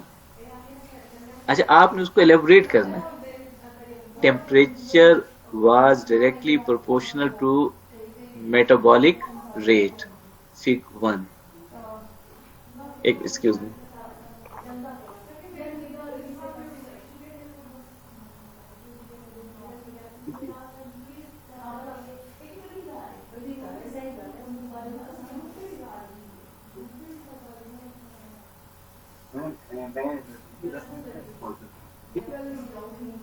मेरे लेक्चर चल रहा है एक्चुअली, मैं फिर कॉल करता हूँ।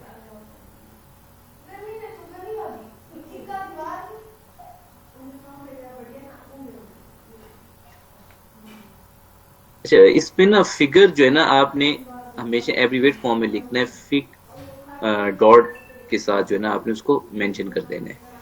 अच्छा, रिजल्ट्स अगर आपने उसको कोई मैथमेटिकल है तो आप उसको पैरेंथेसिस फॉर्म में ना, कोई स्टैटिस्टिकल है तो आपने उसको पैरेंथेसिस में लिखना है। और यही उसके लिए भी है, मेथड्स में भी अगर आप कोई मैथमेटिकल इक्वेशन डाल रहे हैं तो आपने उसको इक्वेशन 1, 2, 3 इस तरह उसको लेबल करना है। अगर रिजल्ट्स में आते हैं तो उसमें भी फिर आपको इस तरह पैरेंथेसिस में लिखना है। ठीक है, और कभी ऐसा ना कीजिएगा कि आपने कोई टूल यूज किया है और उसका रिजल्ट आपको फॉर एग्जांपल पाइथन में तो उठा के कॉपी पेस्ट कर देना है। नहीं, आपने उसको इतना प्रेजेंटेबल फॉर्म में बनाना है कि व्यू करने से उसका आपको आइडिया हो जाए कि इसमें क्या क्या चीजें हैं। हाँ, अलबत्ता अगर कोई टेबल नहीं पढ़ता तो टेक्स्ट भी इतना वेल डिस्क्रिप्टिव हो कि अगर उसको टेबल नजर नहीं आ रही या वो फिगर नजर नहीं आ रहा या चार्ट नजर नहीं आ रहा, ग्राफ नजर नहीं आ रहा, तो वो जो टेक्स्ट है ना वो डिस्क्राइब कर दे। इंग्लिश में एक टेस्ट होता है आइट्स का ना, वो इंग्लिश लैंग्वेज टेस्टिंग सिस्टम होता है, तो उसमें भी वो एक ग्राफ देते हैं तो आपने उसको डिस्क्राइब करना होता है। तो इसी तरह यहाँ भी जो आपके रिजल्ट्स होते हैं उसको आपने टेक्स्ट में भी डिस्क्राइब करना होता है। तो कोशिश करेंगे, आप करेंगे फिगर भी डालें, चार्ट्स भी डालें, ये टेबल्स भी डालें। कंपैरिजन टेबल हमेशा आमतौर पे जो आपने वो किया हुआ है, बेस पेपर बनाया हुआ है, उसको लेके ही आपने जो करना है। एंड में है discussion and conclusion. Discussion and conclusion में क्या है कि आपने क्या किया, आपसे क्या हुआ, आप फर्दर इसमें क्या करना चाहते हैं। ठीक है, ये आपका कंक्लूजन सेक्शन में आ जाता है।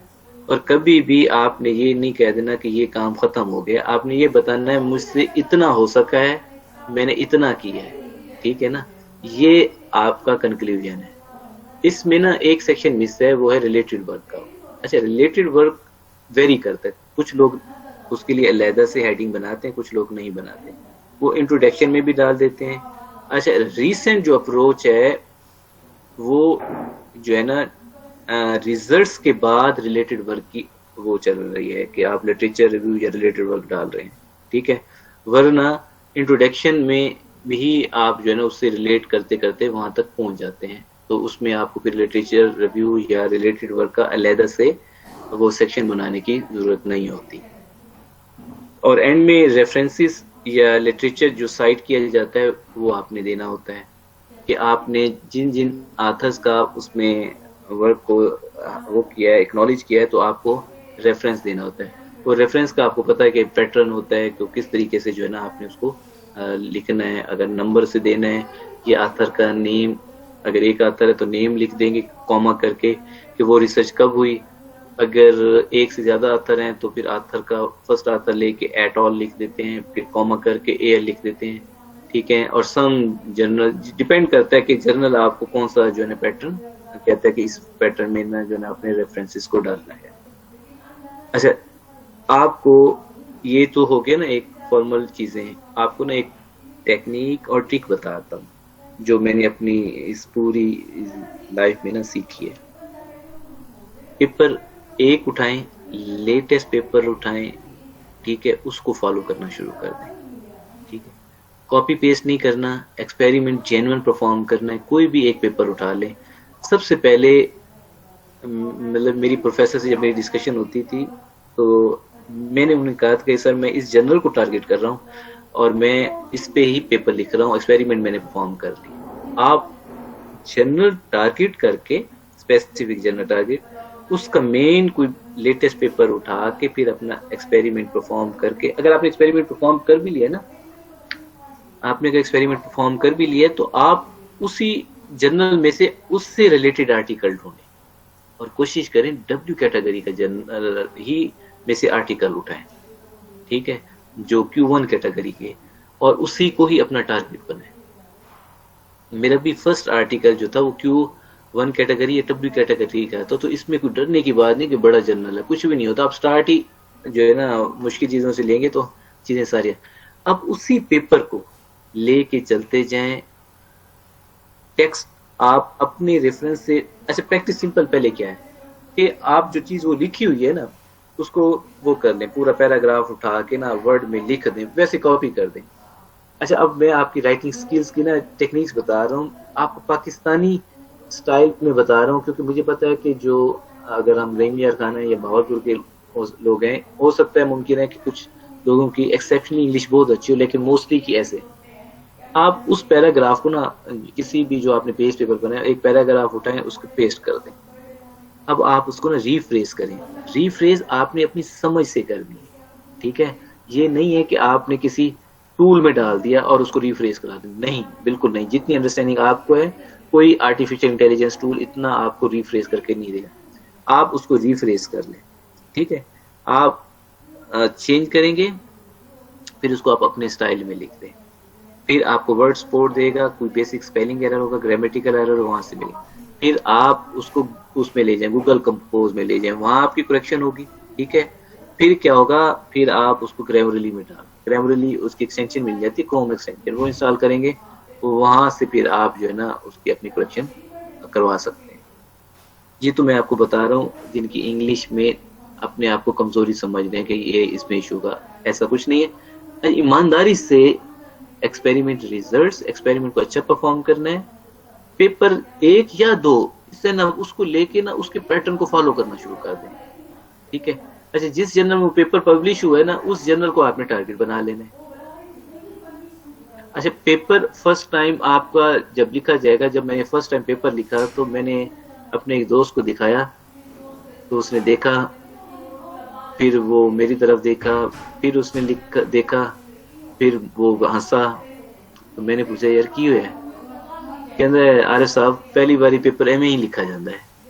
तो वो हंसा इस पे ना, तो पहली दफा पेपर हो सकता है ऐसे ही लिखा जाए, तो इसमें परेशानी की बात नहीं है।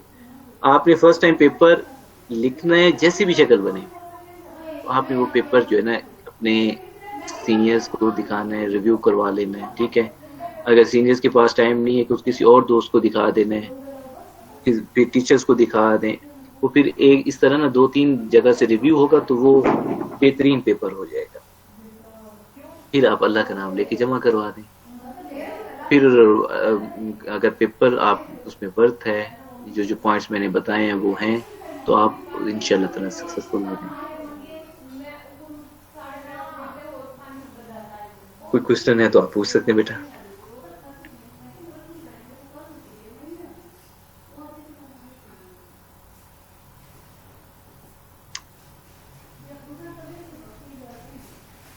मेरी आवाज आ रही थी या मैं खुद ही बोले जा रहा था? सर आपकी आवाज बिल्कुल आ रही है। अच्छा, सर थोड़ा सा पेपर जो है वो पब्लिशिंग के हवाले से भी थोड़ा गाइड कर दें कि जी सर। अच्छा, पेपर पब्लिश करने का, तो सबसे पहले कि पेपर आपके पास इन रिटन फॉर्म में आ गया, ठीक है। फिर आपने मेरे मुताबिक जो जनरल पहले टारगेट कर लेना चाहिए, मेरी वो है। उससे ये फायदा होता है कि आप उसी फॉर्मेट में लिखना शुरू कर देते हैं, आपको फॉर्मेटिंग चेंज नहीं करनी। अब फॉर एग्जांपल आपने एक रफ ड्राफ्ट बना लिया है, अब आप सोचते हैं कि जी मैं ना IEEE एक्सेस में जमा करवाना है, और आपने पहले पेपर लिखा हुआ था CMC पैटर्न में ना। अच्छा, अब CMC में आपको पता है कि कितना टफ है, उसके रेफरेंसिंग सेट करना, ये सारी चीजें मैनेज करना मुश्किल है। अब आपको कन्वर्ट करना पड़ा IEEE एक्सेस में, तो उसमें भी आपको 4-5 दिन लग जाते हैं। तो निचली तौर पे आप माइंड बना लें कि मैंने इस जनरल में पेपर जमा करवाना है, तो उसके मुताबिक पेपर एंड सबमिट करवाए। सबमिट करवाने के आम तौर पे जो है वो उनका ना एक इंटरफेस होता है, हर जो है ना पब्लिशर आपको ना एक इंटरफेस देता है। कुछ जनरल का अपना होता है, कुछ पब्लिशर भी इंटरफेस देते हैं। जनरल और पब्लिशर में ये फर्क है, जैसे एल्सवेयर है, स्प्रिंगर है, IEEE है, ये पब्लिशर है, इसके अंदर जनरल होती है। तो जनरल की जो पब्लिकेशंस होती है वो जो पब्लिशर होता है वो पब्लिश कर रहा होता है, ठीक है। अब आपका क्वेश्चन महसूस अब ये कि पेपर के इसमें सबमिट कैसे कराना है, तो वो इंटरफेस होता है उसमें आप जो है ना मतलब है 2 फॉर्मेट में सबमिट कर सकते हैं। एक इंटरफेस सामने आता है, सम जनरल यूं करते हैं कि आप उसको टाइटल देते हैं, कीवर्ड्स देते हैं और एब्स्ट्रैक्ट देते हैं, और बाकी जो पोर्शन है वो आप उसको अटैच कर देते हैं। वर्ड में भी हो सकता है, लेटेक्स में भी हो सकता है। फिर आप उसको अपलोड करते हैं, फिर वो ऑटो उसकी PDF जनरेट हो जाती है। अच्छा, PDF जब जनरेट हो जाती है पूरे पेपर की, तो वो आपसे कंफर्मेशन कराता है कि ये जो PDF जनरेट हुई है ये सही जनरेट हुई है, यानी कि कोई फॉर्मेटिंग तो डिस्टर्ब नहीं हो गई, या कोई पैराग्राफ ऊपर नीचे आ गया हो। क्योंकि कन्वर्जन में समटाइम ऐसा भी हो जाता है कि आपका जो सेकंड पैरा है वो फर्स्ट की जगह शफल भी मुमकिन है कि हो जाए, तो वो इसलिए वो आपसे कंफर्मेशन करवा लेते हैं। फिर वो ओके हो जाता है तो आप सबमिट करा देते हैं। फिर वही जो इनिशियल फेजेस होता है उसको एडिटर्स देखते हैं। एडिटर्स के बाद अगर वो समझते हैं कि इसमें चेंजेस नहीं करानी, तो वो रिव्यूअर को रिक्वेस्ट करते हैं कि आप इसको रिव्यू कर दें। वो एक पेपर जो है ना 5-6 रिव्यूअर्स को देते हैं, तो उसमें से अगर 2 रिव्यूअर एक्सेप्ट कर लेते हैं तो वो पेपर जो है ना अंडर रिव्यू चला जाता है। आमतौर पे 2 या 3 रिव्यूअर्स एक्सेप्ट कर लेते हैं। फिर रिव्यूअर अपने कमेंट्स देते हैं कि ये पेपर डिक्लाइन, इसको नहीं वो होना चाहिए, या मेजर रिवीजन डाल देते हैं। मेजर रिवीजन क्या होती है कि कोई मतलब एक्सपेरिमेंट दोबारा करवाना चाहते हैं। अगर एक मॉडल के साथ आपने परफॉर्म किया तो कहेंगे 2 के साथ कर रहे हैं, 2 के साथ किया है तो कहते हैं 3 के साथ कर लें। That is called major revision, कि वो आपसे एक्सपेरिमेंट परफॉर्म करें। फिर होती है माइनर, अगर फॉर एग्जांपल उससे भी वो सेटिस्फाइड है तो माइनर में ये होता है कि यार इस पिक्चर्स को ना इनहांस कर दें, इसका इमेज यूं कर दें, टेबल की ये सेटिंग कर दें, ये आपकी ग्रामेटिकल एरर्स आ रहे हैं, इसको जरा करेक्ट करवा लें या रिव्यू करवा लें। आमतौर पे मेजर आ जाती है, मेजर से फिर वो माइनर में कन्वर्ट हो जाती है, माइनर से फिर वो एक्सेप्टेंस की तरह जाता है। एक्सेप्टेंस के बाद फिर पब्लिकेशन पब्लिश होती है। Acceptance is different, publication is different. अच्छा, एक्सेप्टेंस के बाद फिर DOI जनरेट हो जाता है, डिजिटल ऑब्जेक्ट आइडेंटिफायर। एक DOI, हर रिसर्च आर्टिकल का एक DOI होता है। वो DOI के थ्रू जो है ना फिर वो उस आर्टिकल की आइडेंटिफिकेशन रह जाती है, जो डिजिटल उसकी आइडेंटिफिकेशन होती है। वो जब एक्सेप्ट हो जाता है तो उसको DOI मिल जाता है, ठीक है। पब्लिश नहीं हुआ तो वो DOI आप अगर रेफरेंस में भी डाल सकते हैं, साइटेशन में भी डाल सकते हैं, उसके थ्रू भी कर सकते हैं। यार आपका कोई और क्वेश्चन था? मैं जो अंडरस्टैंड यही। हाँ जी सर, शुक्रिया। बस यही मतलब मैं थोड़ा सा चाह रहा था कि जो एक तो जैसे सर आपने कहा कि अपना टारगेट जो है ना वो हाई जर्नल्स रखने चाहिए, और फिर दूसरा ये है कि अगर सम टाइम एक जगह से पेपर रिजेक्ट भी हो जाता है तो वो साथ रिवीजन कुछ चीज़ों में बता देते हैं, तो उनको मतलब चेंज करके तो फिर किसी और उसी लेवल के जर्नल में भी डाला जा सकता है और वहाँ एक्सेप्ट हो जाता है। ऐसे बहुत दफ़ा हुआ है, तो मतलब हार्ड नहीं होना चाहिए। और एग्जैक्टली बिल्कुल मैं इनकी बात से 100% इत्तेफाक करता हूँ कि ज़रूरी नहीं है कि रिव्यूअर कोई बहुत हाई स्किल का बंदा हो। सम टाइम ऐसा होता है कि बड़े प्रोफेसर उसको एक्सेप्ट कर लेते हैं तो वो अपने स्टूडेंट्स को दे देते हैं रिव्यू करने के लिए, ठीक है। अब वो स्टूडेंट का पेपर रिव्यू कर रहा हो तो वो मतलब वो भी रिव्यू कर सकता है, जरूरी नहीं है। तो उससे डिसार्ड होने की जरूरत नहीं है। अगर आपका काम जेन्युइन है और अच्छा काम है तो आपको तो बिल्कुल डिसार्ड होने की जरूरत नहीं है। आप पेपर रिजेक्ट हुआ है, उसने जो कमेंट्स दिए हैं वो उस कमेंट्स को एड्रेस करें। हाँ, आप उस कमेंट से इत्तेफाक करना भी जरूरी है। जरूरी नहीं है कि वो कमेंट सारे सही हों, ठीक है। समटाइम कमेंट्स जेन्युइन नहीं होते, ठीक है, वो जेनेरिक डाल देते हैं।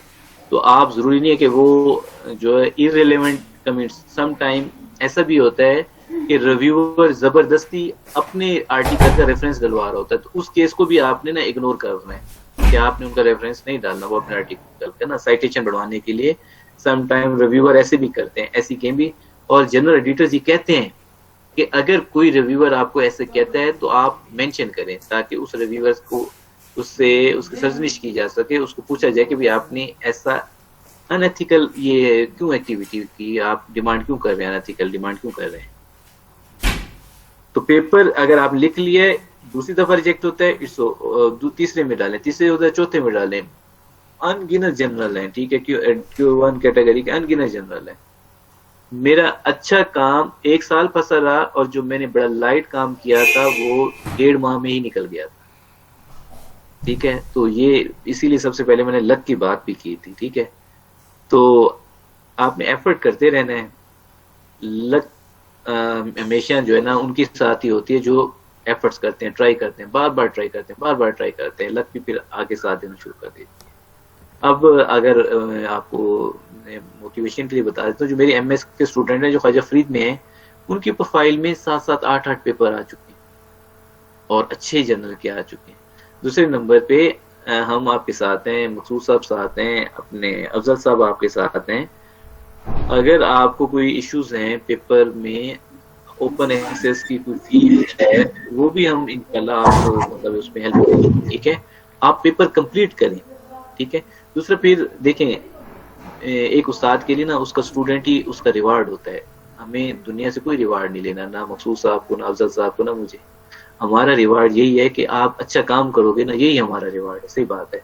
अगर एक स्टूडेंट के 5 या 6 आर्टिकल निकल आ जाते हैं तो मैं उसको कोट करता हूँ, उसको प्रमोट करता हूँ, ठीक है। और मेरी कोशिश होती है उसको आगे से आगे ले जाएं। इसी तरह मकसूद साहब की भी यही कोशिश होती है, अफजल साहब भी एक टीचर है, उनकी भी यही कोशिश होती है कि जो अच्छा स्टूडेंट है हम उसको प्रमोट करें। बेसिकली वही हमारा रिवार्ड है, वही हमारा प्रोडक्ट है। तो आप अच्छा काम करें। और अभी टाइम है, आप 3rd सेमेस्टर में हैं, कुछ स्टूडेंट 1st सेमेस्टर में भी हैं। 1st सेमेस्टर के स्टूडेंट और ज्यादा अच्छा काम कर सकते हैं। हॉट फील्ड जो है उसको ले लें और उसमें पेपर जो है ना अपना राइट अप करें, उसमें पब्लिकेशंस करें। पब्लिकेशन है आपके पास आज के दौर में तो आपकी प्रोफाइल अच्छी है, ठीक है। वही प्रोफाइल है, वो आपको जॉब में भी हेल्प करेगी, आपको पीएचडी में भी हेल्प करेगी। और फिर आप जब सही मायने में पब्लिकेशन करेंगे तो आप अपनी वर्थ भी फील करेंगे कि ये है हमारी वर्थ। सर एक पॉइंट और मैं ऐड करना चाहूँगा। जैसे आप मुझे हमेशा पुश करते हैं और मोटिवेट भी करते हैं कि जो आपका काम है ना उसको आपने बड़ा काम समझना है, उसको अंडर एस्टिमेट नहीं करना है उसको, क्योंकि वो उसमें आपकी अंडरस्टैंडिंग जो है वो ज़्यादा अच्छी है। आप में पूरा कॉन्फिडेंस होना चाहिए कि मेरा काम जो बहुत अच्छा है और उसको मैंने मतलब अच्छे तरीके से जहाँ भी बात करेंगे आपने उसको अच्छा प्रेजेंट करना है, उसको मतलब जो है ना वो लो लेवल पे नहीं लेके आना। बिल्कुल ऐसे मैं इसमें कुछ 2-4 वर्ड्स और ऐड कर देता हूँ। आपके काम को आपसे बेहतर कोई नहीं जानता, ठीक है। आप अपने काम को अगर अच्छा नहीं बयान करेंगे तो आपके काम को कोई भी अच्छा नहीं कहेगा, ठीक है। आपके अच्छे काम को अच्छा बयान करने के लिए आपके पास टर्मिनोलॉजी अच्छी होनी चाहिए, ठीक है। आप ये काम, ठीक है। आप अपने काम को जब एक तो आपने बताना है वर्बली, दूसरा राइट करके बताना है। आमतौर पे जब आपने वर्बली बताना है तो आपने अपने काम को बड़ा बताना है, एक्सप्रेस करना है। अच्छा, हो सकता है कि आपके दिल में कहीं ऐसा हो यार ये काम तो बड़ा छोटा सा था, अच्छा वो इस वजह से आपको छोटा लग रहा होता है। आपको वो छोटा होता नहीं है, आप उसको आप फील कर रहे होते हैं। वजह ये है कि आप वो चीज इग्नोर कर रहे होते हैं जो आपने उस काम को कंक्लूड करने के लिए, जो उसके लिए जो अदर एफर्ट्स किए हैं,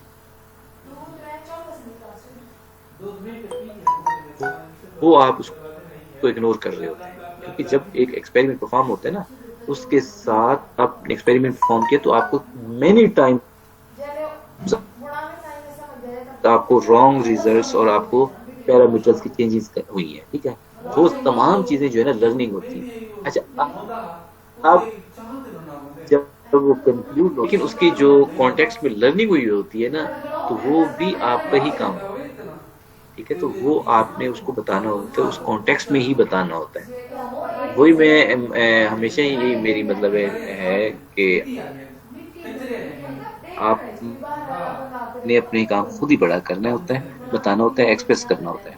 और आप कहेंगे मैंने यही किया, बस इतना किया है, तो वो ठीक है, फिर आप अपने काम को जो है ना डाउन डिग्रेड कर रहे हैं।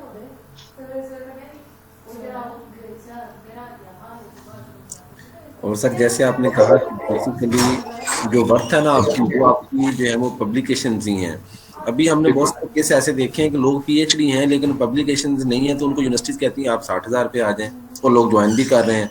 और कुछ लोग जो हैं उनकी वर्थ इतनी ज्यादा है वो पब्लिकेशंस की वजह से ही है। वैसे तो मतलब एकेडमिक जो उनका रिकॉर्ड है वो तो इतना देखा ही नहीं जाता उसमें, जब भी मतलब आप जाते हैं अच्छी जॉब के लिए।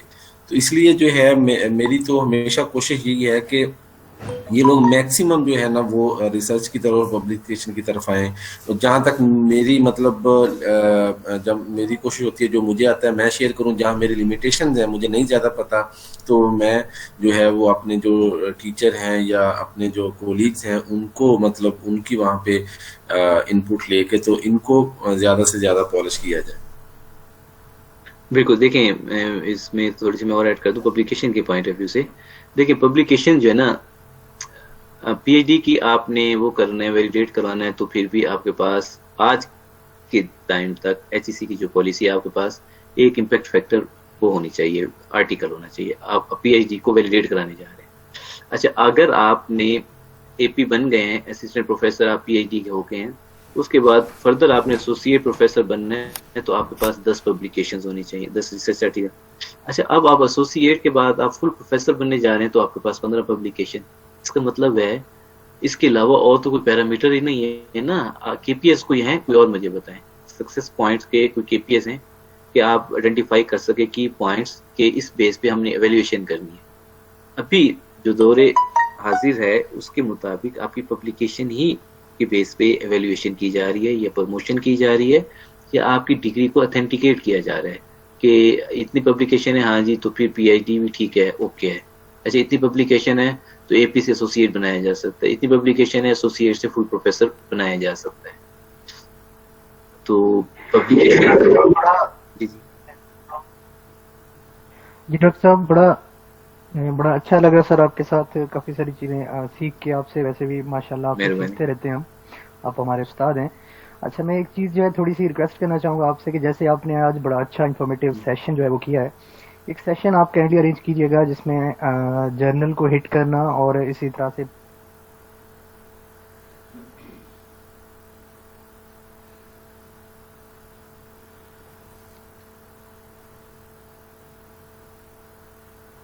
उनको जो एरिया आप लोग उसके ऊपर ज्यादा से ज्यादा पब्लिकेशन कर सके।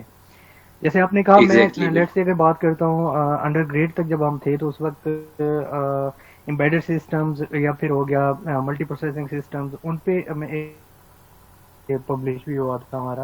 लेकिन उसके बाद जो ही 19 में आए हम, 18 बल्कि 14 के बाद ही ये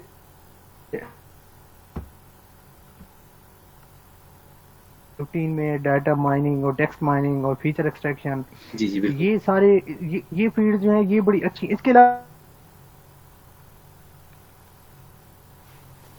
भी और भी फील्ड है, इमेज प्रोसेसिंग हो गई, इसको मोस्टली ये चाहिए स्टार्ट करें जिसमें उनकी रिसर्च ज्यादा से ज्यादा आगे जाए कि दुनिया किस तरफ जा रही है। बिल्कुल ऐसे। और मैं चाहूंगा जरूर डॉक्टर साहब आप इसको कंटिन्यू रखें और नेक्स्ट जो सेशन आप रखें उसमें ये बताएं कि आपने पब्लिकेशन करवानी कैसे है। आपने लिख लिया, बहुत अच्छा पेपर, बाज़ औक़ात बंदा लिख लेता है, स्टूडेंट्स लिख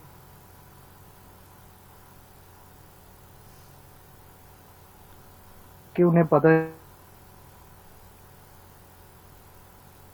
नहीं होता, फिर हम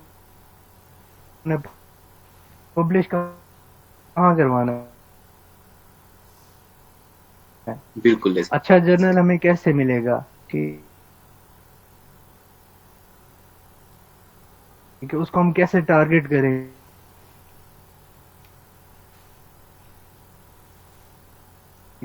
और मकसूद साहब ने हम फेक मंथ्स भी होते हैं जिसमें आपको चाहिए कि इन दिनों में आप अपना जेनोसाइड रिपोर्ट होती है, एनुअली एक रिपोर्ट बनती है जिसमें उनका इम्पैक्ट फैक्टर इंक्रीज या डिक्रीज होता है। तो वो कोशिश होती है कि इस क्वार्टर में अगर उनके 20 या 25 आर्टिकल ज्यादा आ गए हैं और अच्छे वाले आ गए हैं तो वो फिर बाकी केसेस में ना बड़े वो hard and fast rule apply करना शुरू कर देते हैं। अच्छा, उनको पहले क्वार्टर में नहीं मिला तो फिर वो सेकंड में भी नहीं मिला, थर्ड में नहीं मिला तो फिर वो एक फेज में आके लाइट भी हो जाते हैं कि चलो जी अब जरा इजीली हम जो है पेपर्स को वो कर लेते हैं। तो वो मतलब ये टेक्निक वो भी बिल्कुल हैं टेक्निक्स हॉट एरियाज, ठीक है ना।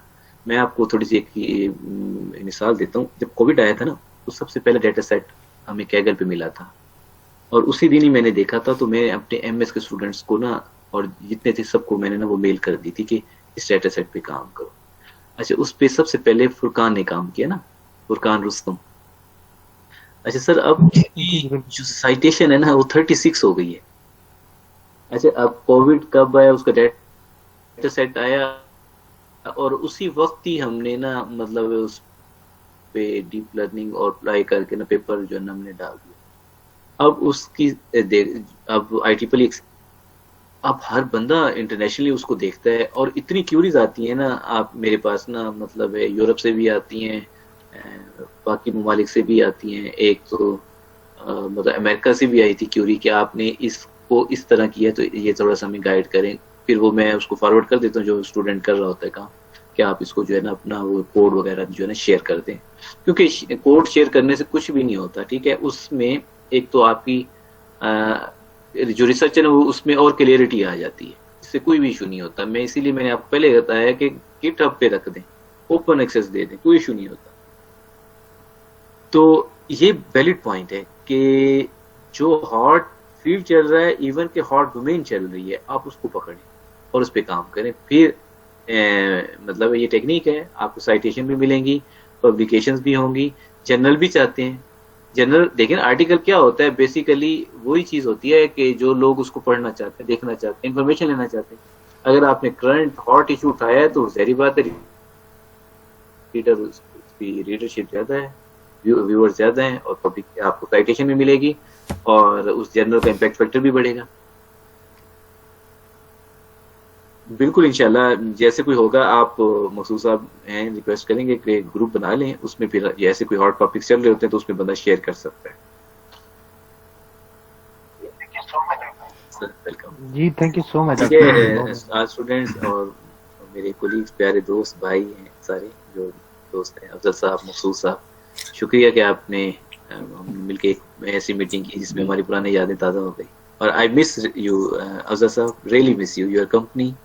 आप really sir thank you so much. बड़ा अच्छा लगा, मुझे आइडिया था सर, मैं इंतजार में था इसके, मकसूद साहब ने मुझे बताया था, तो आई वाज वेटिंग कि आप किस वक्त स्टार्ट करते हैं, तो मैं इंशाल्लाह जरूर। बड़ी मेहरबानी सर, थैंक यू। ठीक है जी, अल्लाह हाफिज़, फिर इंशाल्लाह नेक्स्ट मुलाकात होगी इंशाल्लाह। सर बहुत शुक्रिया सर, आपका बहुत शुक्रिया। जी प्लीज जी अमजद सर, आपका बहुत शुक्रिया। आपका जो फर्स्ट डे था हमें याद आ गया दोबारा से, जो आपने पहले दिन की हमारी ओरिएंटेशन क्लास ली थी। अच्छा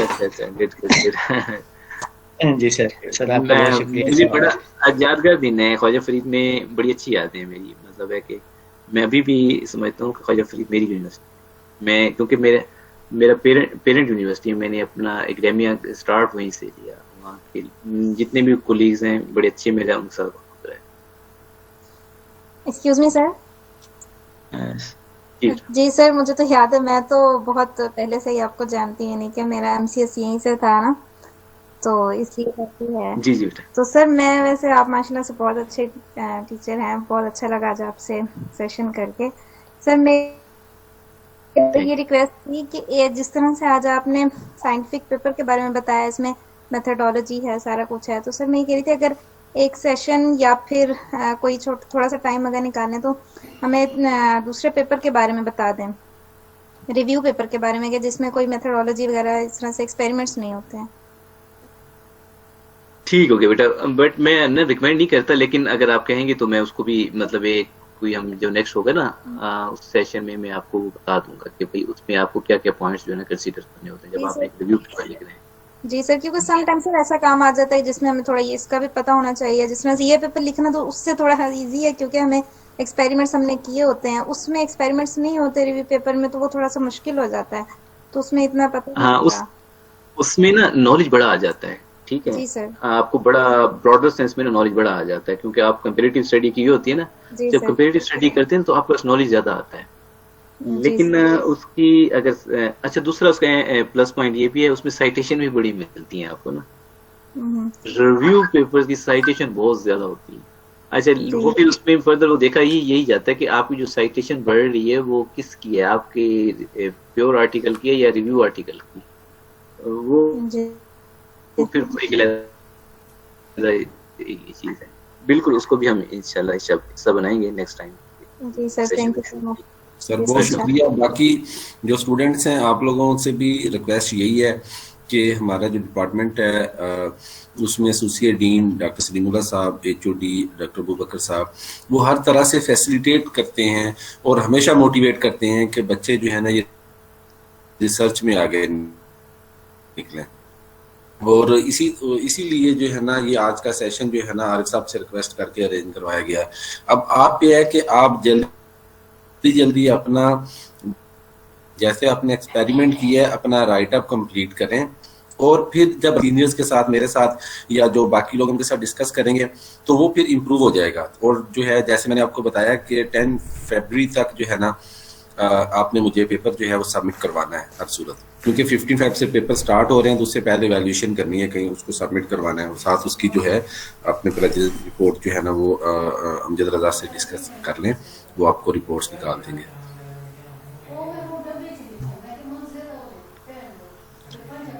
सर वन बहुत थैंक्स सर। अल्लाह हाफिज। Thank you sir. अल्लाह हाफिज। अल्लाह।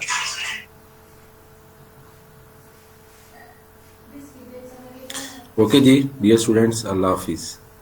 अल्लाह हाफिज। अल्लाह हाफिज सर।